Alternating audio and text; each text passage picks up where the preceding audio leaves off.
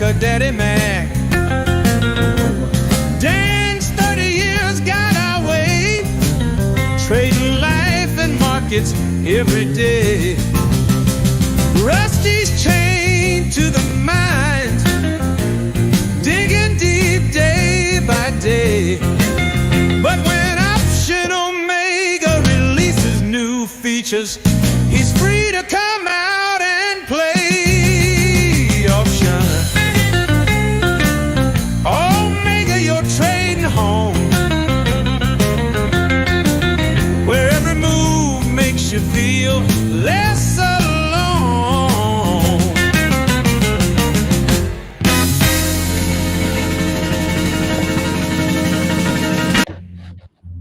Morning, everybody. Good morning. Good morning. We have a very special guest with us today. I can't speak. That was a weird. Very special guest with us today. Rusty Mormon. And by really that, very, very special seems. You're right. I'm here. We have a less special guest than maybe he used to be. I like that better. Yeah. It's just a moderately special. A tarnished. I like that. Moderately. A tarnished guest. Not as shiny as it used to be. Mm. How's everybody doing? All Troy. Yeah. On this beautiful FOMC morning.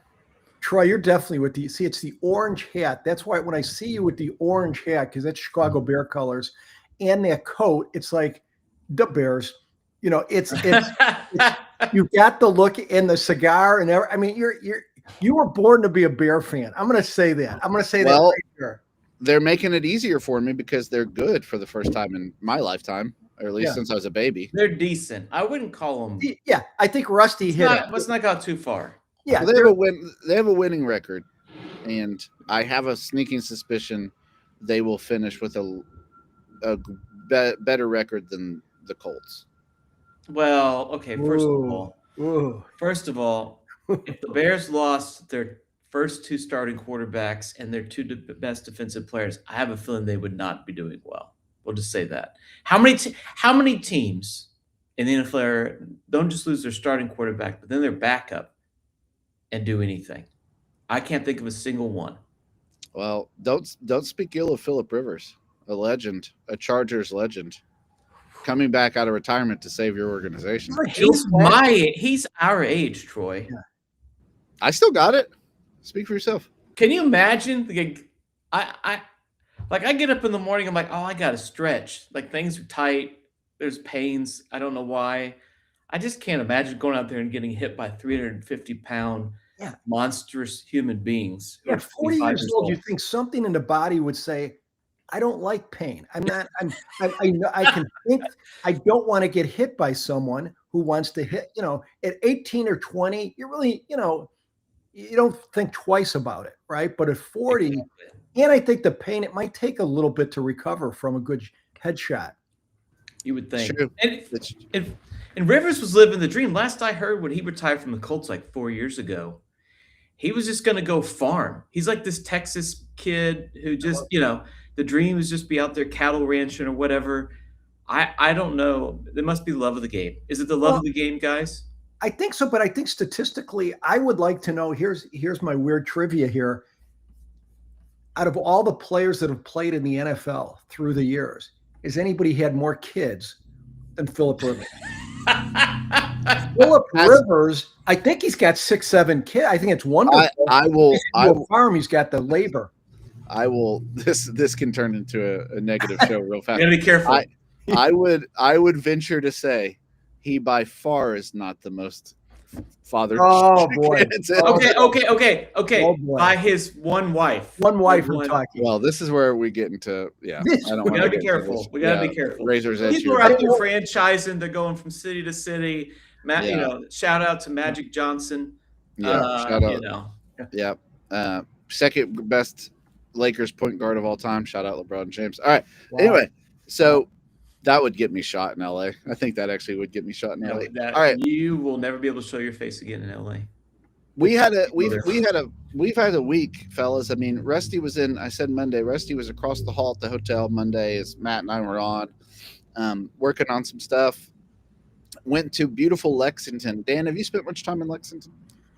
Just kind of driving through and you see the horse farms and everything. It's a beautiful place, it seems, but not in the city. There's one restaurant.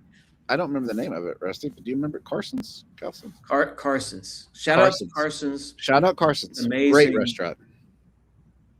Great restaurant. We've gone there 2 years. I was trying to convince Matt. They had a Christmas special where you could buy a gift card and get like $25 extra gift card. I was trying to get him to arb that for us. He said no. For us. It is what it is. So we're back now. And then yesterday we did the navigation trading show. First one. I thought that went well. Steve, yeah, how'd it go? I thought it went well.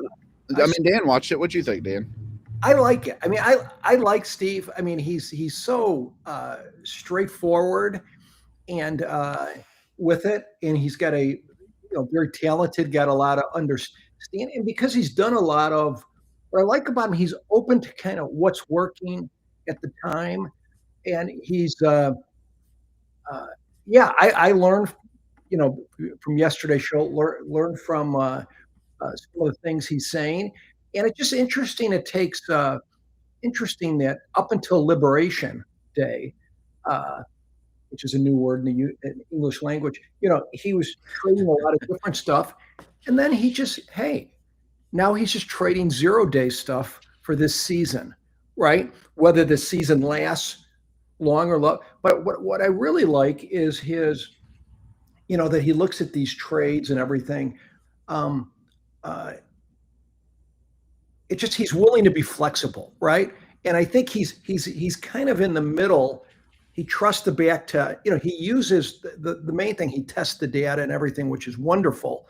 But he's, right now at this season with 0-day. But what I like about how he does the directional stuff, which he does it's something, someone who's not good at technicals, myself and others, can understand. He's just looking at price action. What was it yesterday? What's the high low? Kind of like market profile in a way, even though he's not saying, isn't that a lot of market profiles, Troy, that it's looking at just some basic things that we can understand. Here's been the volume, here's the price action. So I think he does a very good job of putting that together. Yeah. I'd said on the show, you and him are kind of the guys, and very different guys, very different. I mean, both guys physically. I mean, but both different types of trades. Rusty, stop him, Rusty. we train is off the tracks. But between the two, I learned a ton, and it's going to be fun. It's going to be fun to see kind of what he's doing on any given day, because he does a lot of different stuff, and even his 0-day stuff sometimes isn't a 0 DTE. Like he'll trade a calendar 6-7, but he'll take it off at the end of the day, and that's cool. I like his thinking. He's willing to let the market, let things tell him. And the other good thing about when you compare the two of us, if we together, and I take most of the credit for this, we easily hit 100, 110 years old. Man. And I'm more of the contributor to that age. Yeah, he looks good, and he lives. He lives in Missouri, right? Which is.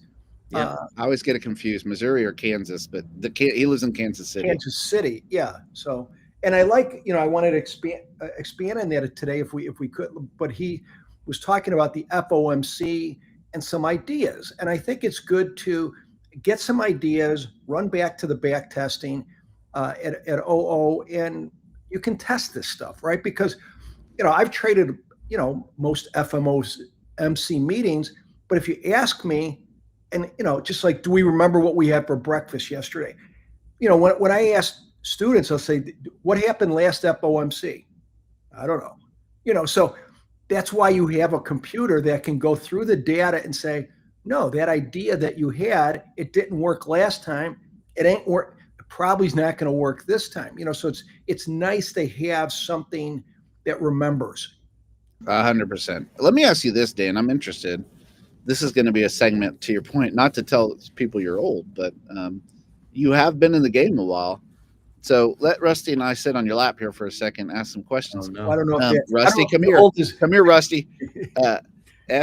FOMC, who was the reserve chair when you were kind of the early days? I'm trying to think. Volcker. Was Volcker your guy? Volcker, yeah.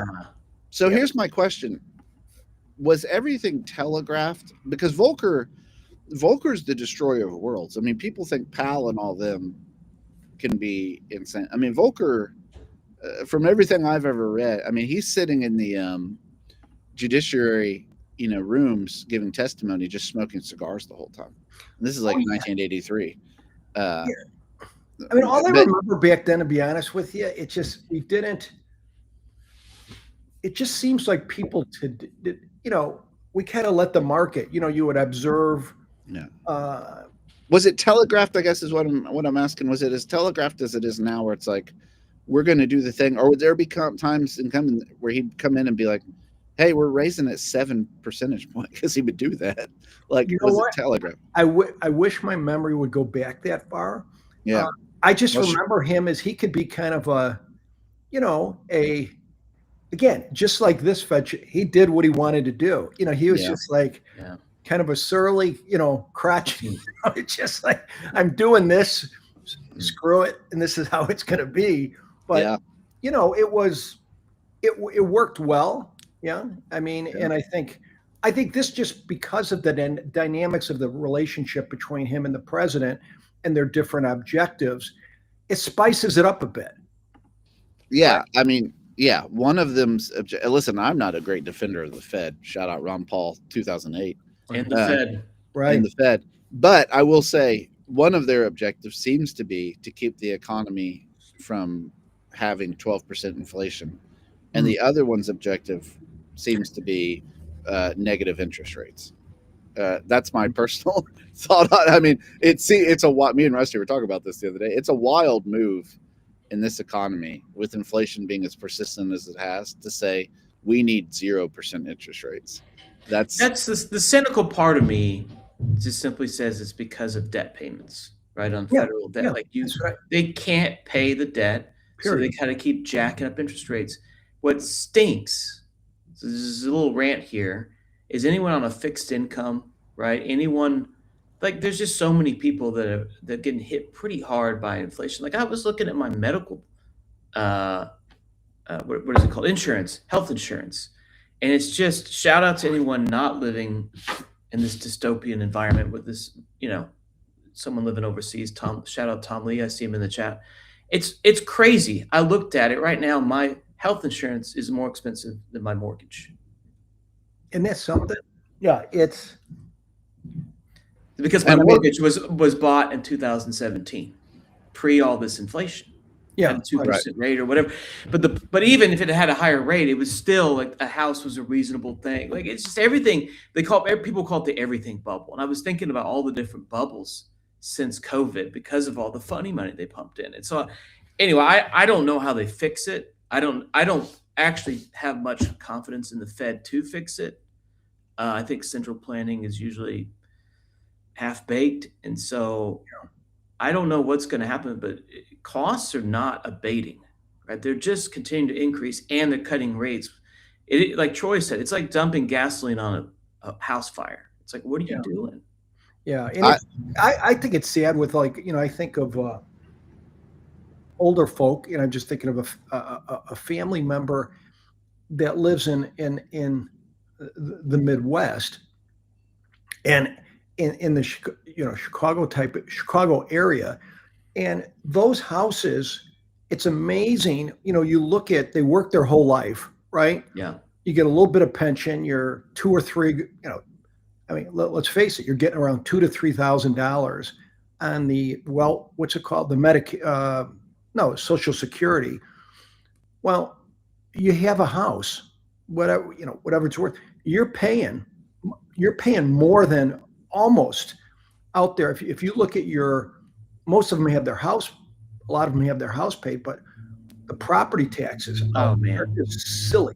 I mean, and homeowners insurance too. Yeah, homeowners insurance. So it's like you almost have to end up, you run out of money, because if you have any kind of help come in the house a couple days a week, nurses, what a vision of a lot of people in the United States of where you're going, right? with this, and you think there'd be a better way to help, just for me, taking care of the older folk. It's like you're paying property taxes up the yazoo. You can get a break, but if you hit 90 or 88, give them a Monopoly, a free card, right? Or hey, you've paid into all the schools for a zillion years. At 90, A, if you could make it to 90, B, cut off the property tax. I don't know. Maybe I don't know anything about those things, but it's just, no, I think a better job of helping the, and again, I don't have the mental horsepower to figure out what's right or wrong on that, but I do. It's just sad to see older people who have worked and done everything they can to help, and now they're basically paycheck to, they're living, unless they get help from the family, they're living paycheck to paycheck. They're up a creek. Yeah, a creek. Because of all this stupid monetary policy. This is the last thing on my end of it is to say, like, this is the argument for why the Fed actually really doesn't do any favors for anybody, because when you artificially control the economy, like, you don't give it room to breathe. So for instance, like, I bought my first house post 2 years after the financial collapse in 2007. And it would have been a very different game, you would have started in the game of life at a different place if the housing prices weren't so depressed because of the, crash. Well, if you never let the economy go through a hard time, you're always trying to, like, inflate it and always trying to, like, artificially keep it at, like, a pace, then you never actually give anybody a fresh start. There's no sense of, like, hey, I can buy really how, and I know what that means. I know that someone lost that house, in the crisis. So I get that, but there's some sort of context of, like, that's how people lose things and how people gain things in an economy. Is like, there's times that are bad, there's times that are good. But if times are always kind of bad, but never bad enough to, like, reset anything, then it's hard to get a fresh start. That's right.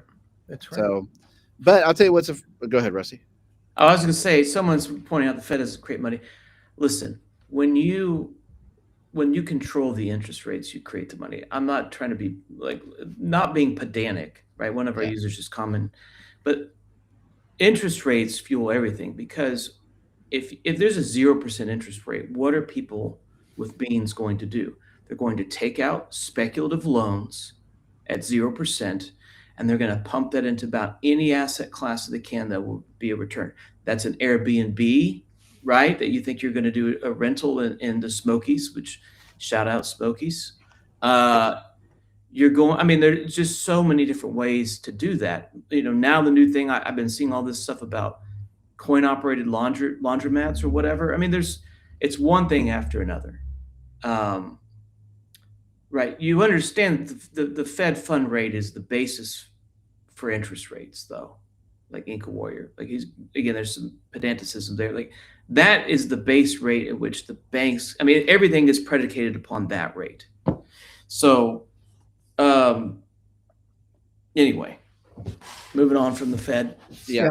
And this is a way to test it.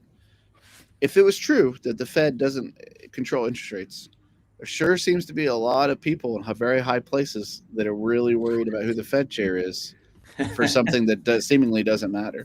And that's the way to look at it. So listen, FOMC, the Great Reset. I imagine he'll come out. He might raise interest rates to 9, 10. Everyone expects a 25 basis point cut. And if he does anything different, listen, I'm not one of those guys that's like a doom and gloom guy, but if he does anything, the market's going to burn. Wait. If he does anything, what do you mean? Does anything? What I mean to say is, like, everything is telegraphed. So everything is expected. So if you break out of the expected distribution of what's going to happen, it's usually party time, good or bad, in the market. If they're like, we did 75 basis points, market be 9,000 in a year. Yeah, that's right. 9,000. Yeah. So in turn, if they raise it in 25 basis points, it'll be the reverse. So that's who knows what he says. And then he gets on And what he usually does is he'll do the expected thing, but then he'll get on and he'll be like, hey, next time the expected doesn't mean anything to us. It does, of course, but that's how it goes. Anyway, all right. FOMC. Dan, I know you've got some stuff you've been thinking about. We looked at this on the show yesterday, Navigation. Steve had some ideas. You've got some ideas, and you're thinking about it, not necessarily as a one-day event, but as like a kind of a Mardi Gras event, like a couple-day party. Yeah, I think there's different ways to do it. I think Steve did a great. I know you modeled what Steve did, and that's going for bear, right? Steve was basically looking at a kind of a tight iron condor trade, net long contracts on both sides, a little bit wider on the call side, put side than the call side because of the skew, but that sucker, if we were to move a lot, you do real well. But it's that's a pretty good sized trade. A lot of negative theta type trade, but I like that trade. But here's my thoughts on the thing. I'm going to model this out. Is that okay? Oh yeah. I've got three quick ideas if that's okay. But when you look at the FOMC, like Steve was looking, I think that's a great idea. Okay. FOMC, it's a Wednesday event. If you were a 0 day and you don't want to go overnight, right? I'll just say, I think usually FOMC weeks, which I've noticed, Monday, Tuesday, Wednesday, they're pretty good for 0 day. You have generally tight ranges those 3 days. Yeah. And even Wednesday up until, it looks like it's going to be pretty muted at least my observation to test the data, but my observation and what I've done is done some, iron condors and butterflies in the morning, 0 day.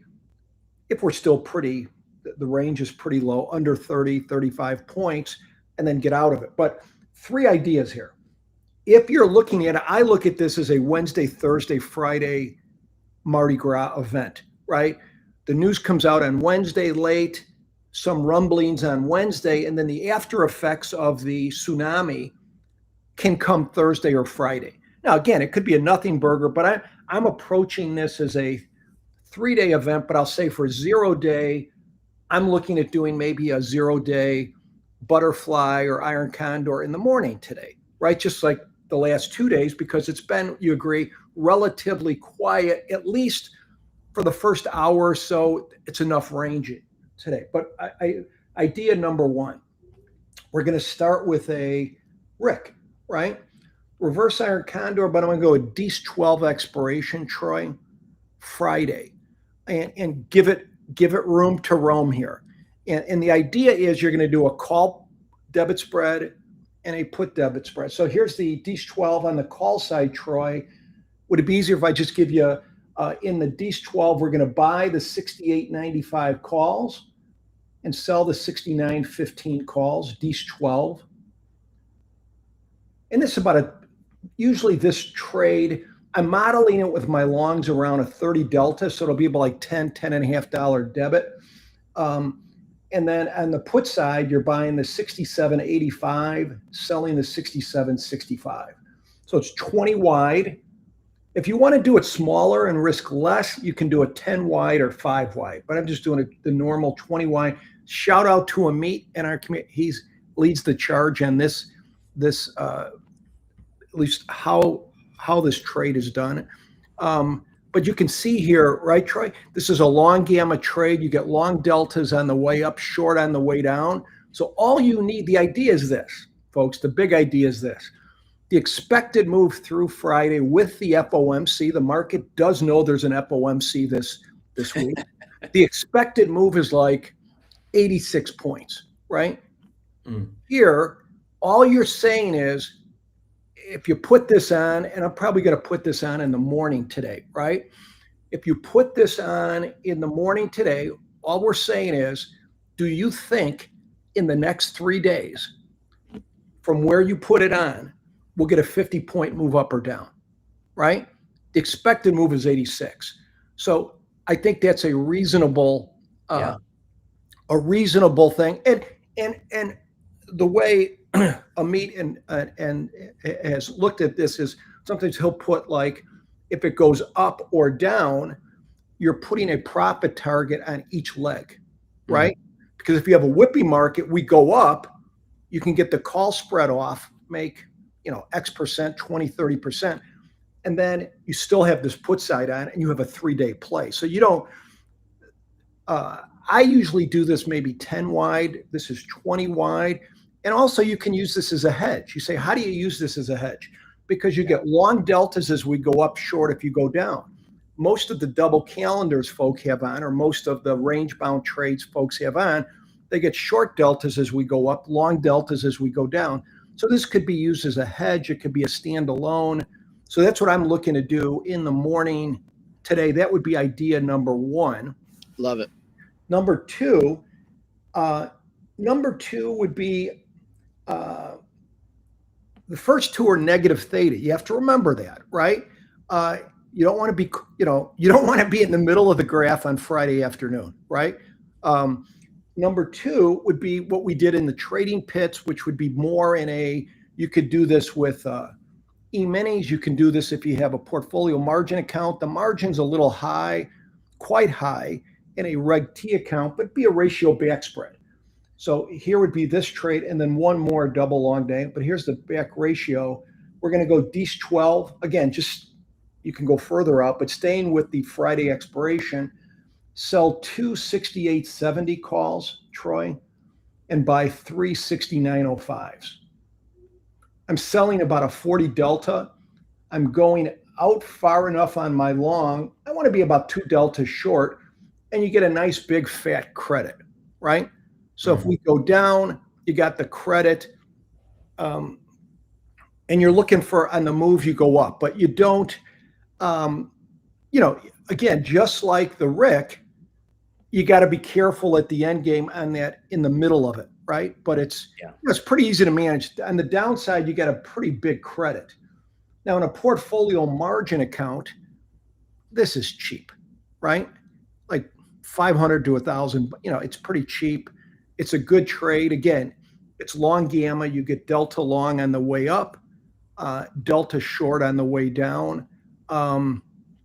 Back ratio, popular in the pits, but it's in, I think it's, any thoughts on that? I like that one a lot. I'm going to save it real quick. Yeah. What would you call that one? I always get these. Just a back ratio. In the pits, they call back spread, back ratio. But I definitely prefer the Rick because it's more margin friendly for just a retail account. And then the third one, this would be the first cousin of the double calendar. That I like the double calendar much better, but in certain environments, it just got a little bit better gamma, so you can handle a price move a tinge. So double long diagonal. So if we go, Troy, to D's, we're going to sell the D's 15s, buy the D's 12s. And again, test this because I'm just giving a selling Friday, buying Monday. But as you test, they reverse real quick. You said sell. Oh, I'm sorry. Is it sell the 12, buy the 15? Yes. Okay. And you could definitely test this ahead of time because you might want more room between the long and the short than 3 days. But I'm just giving you as an example. So you're going to sell. Let me just give you the strikes. Sell the D's 12 69.20 calls. And again, I think on this one, like a 25 delta, 24 delta, and then sell the D's 12 67.50 put. And I think that was like a 24 delta. So maybe similar to double calendar, wouldn't you say, in terms of a delta, right? A lower delta. Sure. And then you're going to buy inside the shorts, right? So you're going to buy more extrinsic value. That's what's going to help you on the price move versus like a double calendar. It's going to give you a little more meat. Yeah. And so you're going to buy the 68 in the D's 15. You're going to buy the 69.15 calls, and you're going to buy the 67.60 puts. Oh, interesting. So you're 5 points in on the call side and 10 on the puts. Yeah. Now, if you want to protect be more, you a little bit more from like a real flash Yeah. This will get you more neutral deltas. Yeah. More protection on the downside when you have 10 wide on the puts, 5 wide on the calls. If you want to lean a little bit long delta, go 5 wide on both sides. I mean, the general principle when you're long Vega is a little bit of long delta because volatility goes down on the upside. But if you look here, this will give you a little more protection on a move. Now, you look at that graph, you know, if you said to me, hey, Dan, I'm comfortable with this, you know, with the premium, or, you know, depending on how you feel about the premium, you could go even a little wider and have it sag in the middle. Or if you're Dan, what I like immediately about this is this actually does a good job of being able to handle what I think might happen, which is a vol reduction. Yeah, like you've got some room where you still have a pretty healthy direction to be able to play. Yeah, because what should it do? It should reduce vol and move the market. That's what this event should do. Yes. Right. And so that's what it does, is it reduces vol. But let's say he does something that doesn't reduce vol as much as you think. Well, this sets up pretty well for that. Now, can vol always just absolutely just get wrecked? Of course, but it might not. 5% unlikely. Right, unlikely. And you got a shot that you should get some movement, right? That you might be able to bail it. You know, I mean, but again, I think the common thing with all of these is when you have something that has some problems in the middle, you know, this isn't as bad to me as the other two, right? The other two with the negative theta, you just I like this one a lot. Yeah, this is, and the thing about this is it's positive theta. So those are a few ideas for the FOMC. But again, always, folks, you know, the wonderful thing, back test it, you know, make it better, because you can look at the data and say, Dan, it's better going 4 wide or these strikes or whatever.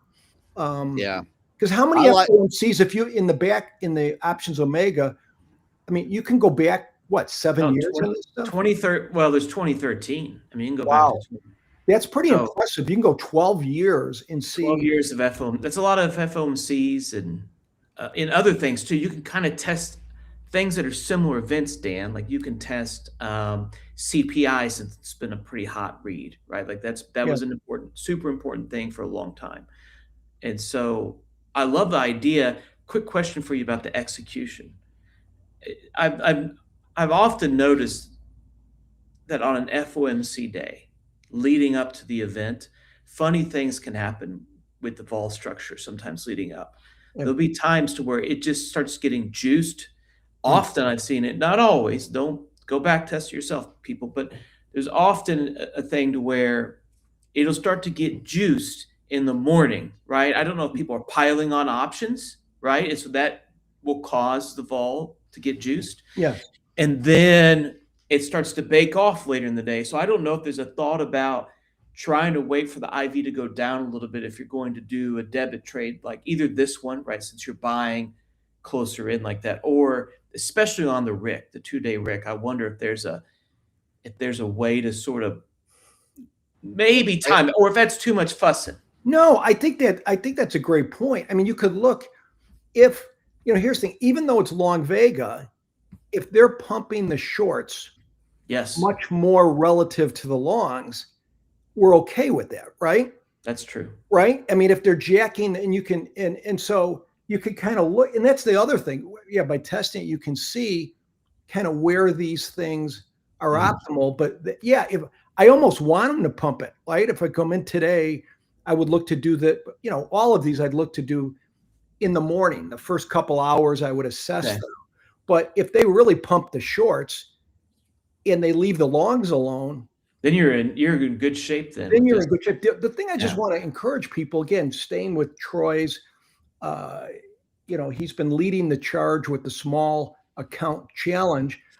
You know, the great thing is you can do all of these if you want to do them for a couple $100, $300, SPY, right? You can do the same. You can basically go to SPY if you needed to, you know, that would be like the AAA ball club for the you can put much less capital in it, but these aren't unreasonable, I would say, in terms of capital. That you no, these. I mean, I've seen some crazier ones. I mean, listen, to the point of the vol stuff, how it gets wacky. I remember 2022. Rusty and Matt and I had a 1-2. Well, a bunch of people in the community used it. It was a 1-2. You'd put it on at 3:50 p.m. Okay. FOMC. Yeah, that's back when 2022 DC 1-2 DCs were like. I really thought that's all I'd trade the rest of my life. It was 1-2s. It was that type of year, and I put it on at 3:50. And I kid you not, I'll never forget it. I laughed because I was like, "There's no way this doesn't revert a little." We put it out I put it out 350, and I kid you not, that DC that was over maybe $1,000 just because the vol was jacked, lost 75% of its value in 9 minutes. Oh my! Like I had a bunch of them on, and I was sitting there like, what? Really? I don't remember this at all. I'll never forget it. I was at the cigar shop. The next morning at 9:30, by 9:30, everything was reinflated with a profit. I got out normal time, 9:50. It had reinflated over 80%. And the next day after the FOMC. No. This was Tuesday going into FOMC. Oh, I got you. Wednesday morning, day of FOMC. End of day, they crushed the vol. Yes. The long-term vol, and then Friday, the Thursday vol, and then by Wednesday morning, it was all back. And so saying that to answer the question of the double diagonal, I think anytime after 12 today, between 12 and 2, you're golden. That'd be my theory. I don't think they're going to mess with it. 12 to 2. Backtest some entering then between 12 and 2. Well, you got time. You got time to backtest, and the other thing I would encourage, it's good. Again, the backtesting is the way to go. But if you want to see also, and can you, Rusty and Troy, in there, you can put, like, when you put a trade on, can you see the implied volatilities of the strikes? Is that a heading? The modeling tool does have IV for the strikes. Yeah. Oh yeah. Sure. So you can see that. I would encourage you, if you really want to today, as far as grow as a trader and learn, which is every day is an opportunity to learn. Absolutely. Save the trade in the modeling so you have the implied volatility. You'll save the volatilities, because you want to see, like Troy's saying, you can see, okay, look at what it did here and look at what it did in the morning. If you have the implied volatility of each strike, you can kind of see the story, right? Yeah. The lazy way to do it is say, VIX is down, I get it. VIX is up. No, VIX does not represent your 4 strikes in a double calendar. VIX does not represent your 4 strikes in a double long diagonal. I've seen just the opposite. But if you watch your 4 strikes, you can see, oh, like Troy said, look at, they're jacking the shorts up. Yeah. The longs are actually staying. And then I think along with the back testing, you can kind of get a little better at this stuff, figuring it out, because exactly. And on top of that, Dan, like if you want to be really lazy, Troy, if you want to bring that back up. Sorry, Troy's just like click, click, click. He's like the Vanna White. We just have to go, he's the pretty face. He's that for years. He's the pretty face. We made it even, in a way, you can approximate IVs by looking at the premium in the shorts versus the premium in the longs, right? That short-long ratio, the SL ratio. Right. So we print it there. So right now, you look at this long diagonal. That's a great point. It's a 0.67. So about 2/3, right? 2/3, right? Good enough for government work, as they say. So it's about 2/3 of the short versus long. Watch that. And as it goes, maybe that ratio goes up in the morning. Maybe it becomes 0.8. Maybe it goes down. Kind of watch that ratio throughout the day if there's not much price movement. Obviously, if there's price movement, that'll mess things up a lot. But all things being equal, if you just get a bunch of like chop and it kind of sits in a range, watch that ratio throughout the day, and kind of will also give you a bird's eye view of what's happening with the various. Well, would you say, guys, that so if you're watching the short long ratio today, let's say it starts at 0.67 as you're watching this. Yeah. If it goes up to a point, right? You like that, right? Yes. Yep. So that's maybe a good, and that's the thing. It's right there in front of you on the modeling tool that can kind of help. And what would you say? Okay, so you're looking at this trade, the double long diagonal. What if the short long goes from whatever 0.67 to 0.33? What's that telling you? It's not good. If you have it on, it's not good. I can say from experience. Now, listen, in reverse, if you're watching it and modeling it and it goes over 1, I can't give you financial advice, but, load the boat. Over 1.0. Yeah, if it goes over 1, more juice in the shorts than the longs. That would be insane. I would. Yes. Unless you're in the money or something. Well, even then, it doesn't make sense because it's an inside, or it's a long where the longs are inside the shorts. Yeah, that would be bank area in your favor, and you hit the the trade now button real quick. All right, real quick. Build a short long ratio over 1 for calendars. Listen, that's what we do in the evenings off the clock. That's what Papa Bear does all day long. Is Troy Secret Scanner. Exactly what your Troy Secret Troy, Scanner. can we say one thing on that? It just hit me. Sometimes people, when you're looking at mixed month trades, a lot of people will say you want a positive skew, right? You'd love your shorts higher volatility than your longs. I have no problem. Not always. Yeah. But the thing is, please be on planet Earth and say, well, why are they letting me sell an 80 volatility and buy a 20? Why are they don't even know me and they're giving me all this wonder and love. They don't even know me. Yeah. And then the next day, the markets move 3% or something. That's right. So that's why they were so kind to me, That's right. Yeah. It's not Christmas come early. There's a reason. That's right. No, but hey, listen, perfect timing. We got to go, but I wanted to show you this. Speaking of Christmas, in minutes in the Discord, we will be announcing this, but show people get dibs. December 20th. What in the world is not what's 20th? On the right there? Is it the 20th? Is it? I said the 20th here. 22nd. The 22nd. Mark your calendars. The 4 hours, Rusty. Variety show. Rusty's going to be playing an instrument that he was really good at in high school. We're going to do it. And so we're going to be, it's excited. Dan, I hope you can join us for a large part of it. We're going to have some special guests, and we're going to be looking at trades of the year. What has outperformed the market this year? Who's the robot in this picture? That is the automation platform. Oh, I was like, do you invite me to come on and talk to us real time? Listen, I will say this. I've reached out to some high-powered guests, and I wait to hear back from them. Wow. So it's a placeholder. Okay. It's a placeholder for Chairman Powell.